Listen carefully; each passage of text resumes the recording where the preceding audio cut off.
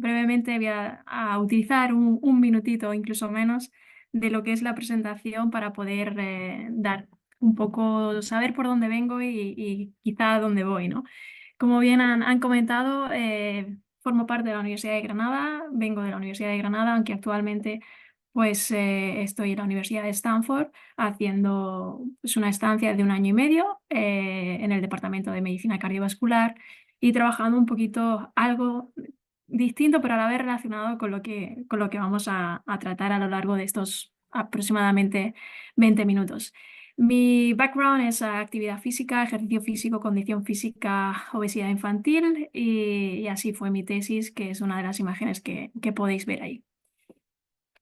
Bien, entrando un poco ya más en la temática de lo que da nombre a esta conferencia o esta charla, hace ya unos años, tanto a nivel europeo como a nivel de Estados Unidos, se mostró una iniciativa, tanto en Estados Unidos fue el presidente en aquel momento Obama, en el que estableció la iniciativa de Brain Initiative, y aquí en Europa, bueno, allí en Europa, eh, estaba The Human Brain Project. Dos proyectos muy, muy potentes que ya desde 2008 aproximadamente, el Human Brain Project y el 2013 aproximadamente, el de Estados Unidos, daban un poco la importancia y empezaban a dar matices de la importancia y el reto que teníamos y que seguimos teniendo, que no lo hemos superado porque es muy, muy complejo, de entender un poco el cerebro.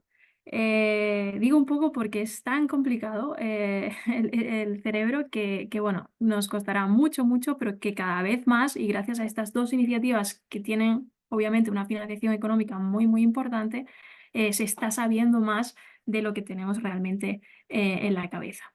Y en base a esta iniciativa, pues empezó un poco todo a moverse y ya también en 2008 estos tres investigadores, Charles Hillman, Art Kramer Kirk Erickson, todos están aquí en Estados Unidos en diferentes partes, lanzaron en una revista muy, muy potente como es Reviews, este comentario, esta perspectiva, en el que se empezó a hablar por primera vez, afortunadamente, de ejercicio y cerebro.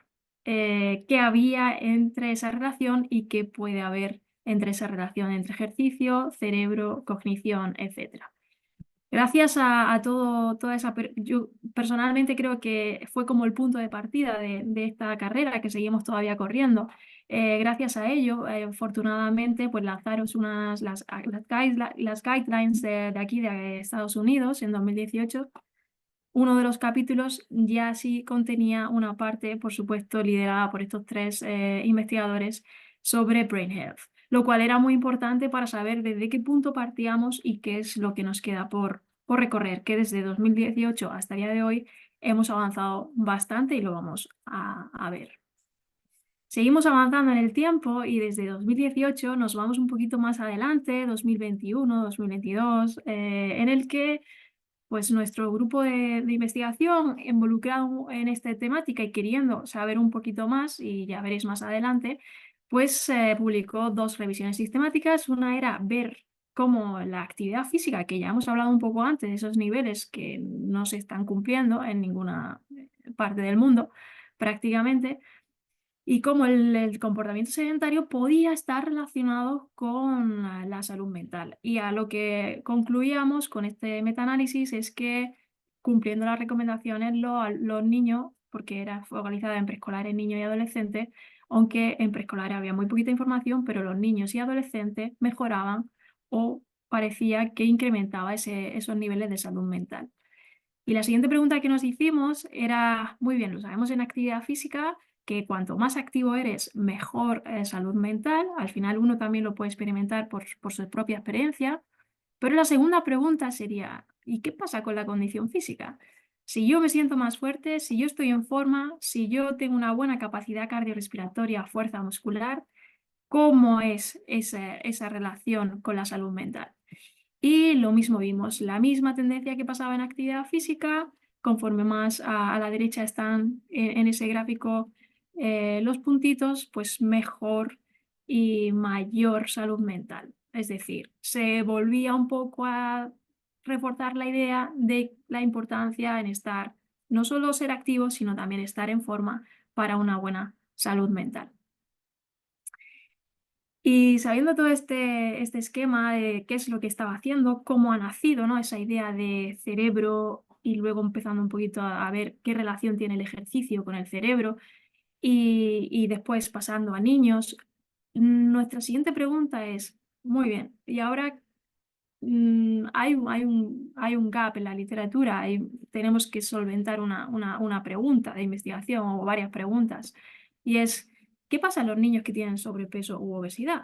Entonces, para ello tuvimos la suerte y tuve personalmente la suerte de estar trabajando y seguir trabajando en un proyecto que se llama Active Brains y que se desarrolló en Granada con más de 100 niños con sobrepeso u obesidad entre 8 y 12 años. Cogíamos a esos nenes y a esas nenas y lo que hacíamos es, aleatoriamente, un grupito iba al grupo control y otro grupito al grupo de ejercicio, de manera que los aleatorizábamos a uno u otro. ¿Qué es lo que pasaba? Que el grupo de ejercicio, pues, hacía un programa de ejercicio de 20 semanas, se le ofertaba 5 días a la semana y mínimo tenían que venir 3, con el objetivo un poco de cumplir las recomendaciones de actividad física, puesto que la sesión eran 90 minutos. Empezábamos con un calentamiento, luego una parte aeróbica de unos 50-60 minutos y luego una parte de fuerza muscular y estiramientos, vuelta a la calma, etc. Todo ello fue de alta intensidad, sobre todo la parte aeróbica, donde podíamos controlar bien y revisábamos cada semana cómo iba siendo el rendimiento a nivel de frecuencia cardíaca en estos nenes. Muy bien, una vez que tenemos ese programa de ejercicio, la siguiente pregunta era, vale, ¿el programa de ejercicio con qué?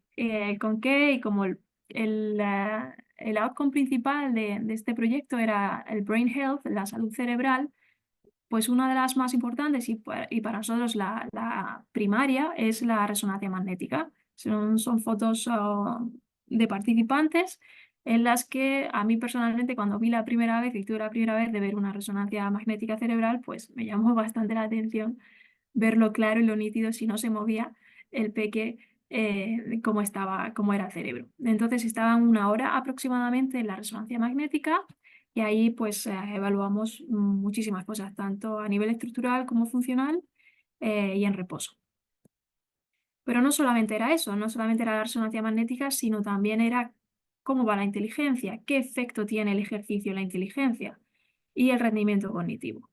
Muchísimas cuestionarios, esta batería de inteligencia y rendimiento cognitivo, conjunto de test que aplicábamos, duraba aproximadamente unos 45-50 minutos en el que podíamos tener muchísimos componentes de ese rendimiento cognitivo que nosotros queríamos ver.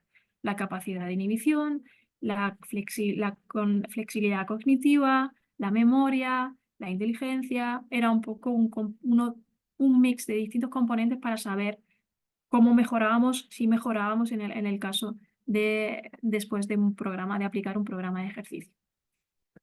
Luego, pues bueno, en España tenemos el rendimiento escolar y académico que podemos pedir las notas y las pedimos, las notas en el cole, pero sí es cierto que no deja de ser algo más subjetivo, más a largo plazo y que pues el rendimiento académico de ahora y en este momento donde estoy haciendo una resonancia o donde estoy haciendo o después de hacer un programa de ejercicio, pues se medía con un test más estandarizado, todos los niños tenían el mismo test y aproximadamente duraba unos 120 minutos, dependiendo de las destrezas de cada participante.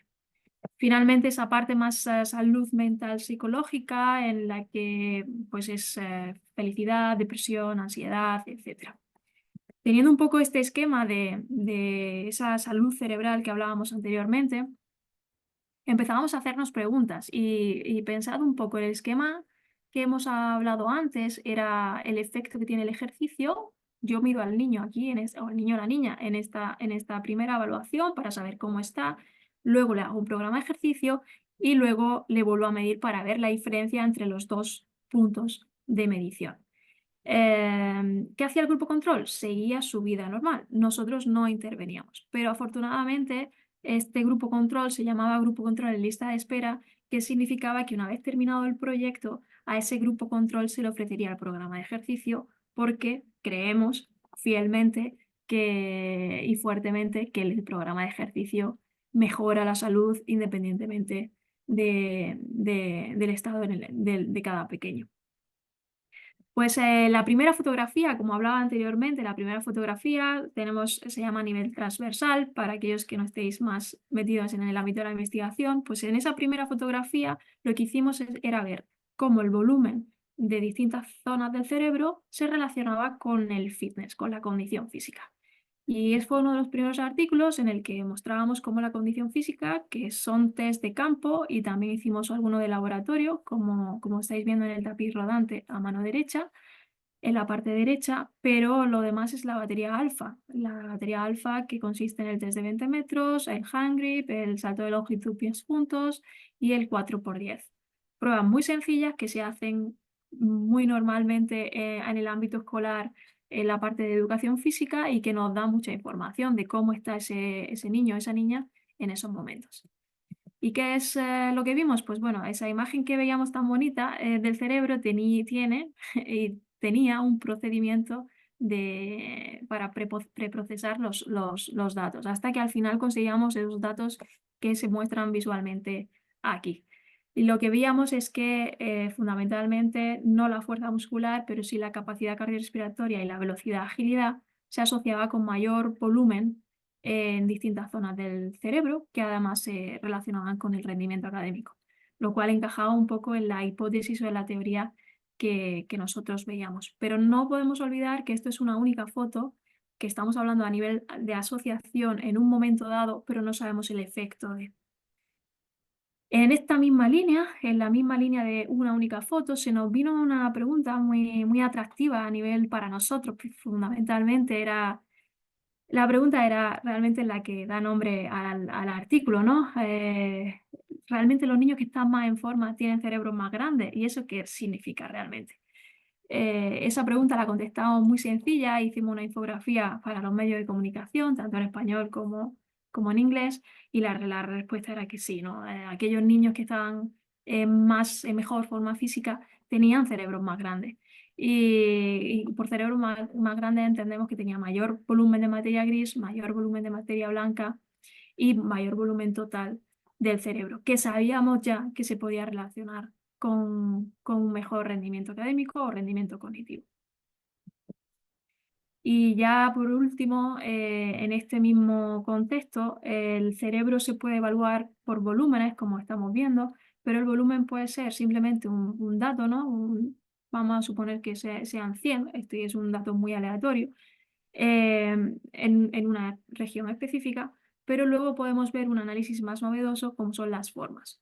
Si nosotros tenemos distintas, o nos ponemos nuestra imagen el hipocampo, que es una de las regiones más conocidas, al menos seguramente nos suene, el hipocampo tiene una forma y esa forma puede variar. Entonces lo que podíamos ver es que el análisis de las formas de shapes, brain shapes, lo que nos podía ayudar era saber si era más sensible, porque si la forma se contraía o se expandía en función de cómo se relacionaba con distintas variables. Y así lo buscamos y así nos lo preguntábamos con la actividad física, el sedentarismo y la condición física.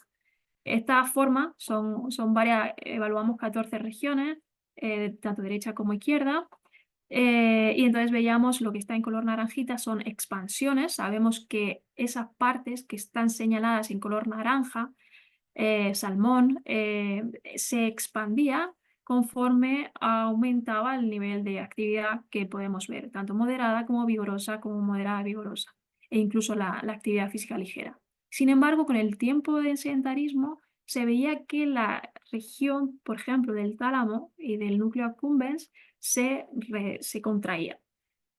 Lo mismo pasaba con el fitness.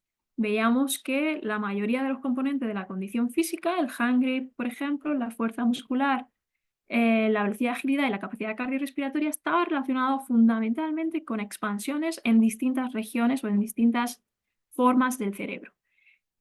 Y ahora la siguiente pregunta es, bueno, vale, pues mayor expansión, pero ¿eso qué significa? Entonces intentábamos dar un poco para entender nosotros, porque es un análisis muy sensitivo, muy novedoso, y cuando es muy novedoso hay muy poca información. pues veíamos que esa expansión lo relacionábamos con la inteligencia, a ver si aquellas regiones que se expandían coincidían con una mayor inteligencia. Y como podéis ver todo en color naranjita, salmón, la teoría era cierta, ¿no? Parece ser que esa expansión que veíamos, tanto con su actividad física como con la condición física, se relaciona con una mayor inteligencia. Pero bien, volvemos de nuevo, todo esto es una auténtica fotografía, una única fotografía en la que no podemos hacer una causalidad, es simplemente ver lo que hay en ese momento y lo relacionamos. Ahora sí, tenemos el poder, porque hicimos un programa de intervención de 4 meses y medio, de ver qué había de diferencia entre este punto primero y este punto segundo, y ver si se diferenciaba con el que no hacía ejercicio físico.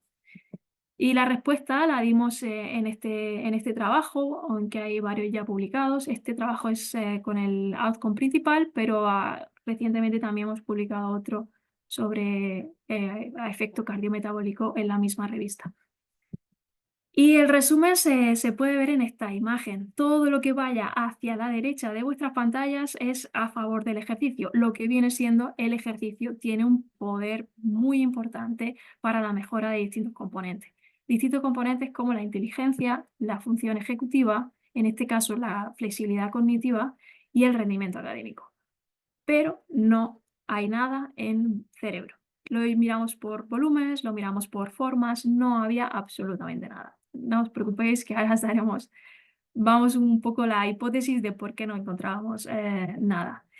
Viéndolo un poquito más en detalle, podemos ver que la inteligencia, concretamente la inteligencia total y la inteligencia cristalizada, que tenemos dos tipos de inteligencia para que tengamos una idea. Nosotros la que vimos mucha mejoría fue la cristalizada, que principalmente se nutre de pues, todo el aprendizaje de los años, incrementa con la edad, etc.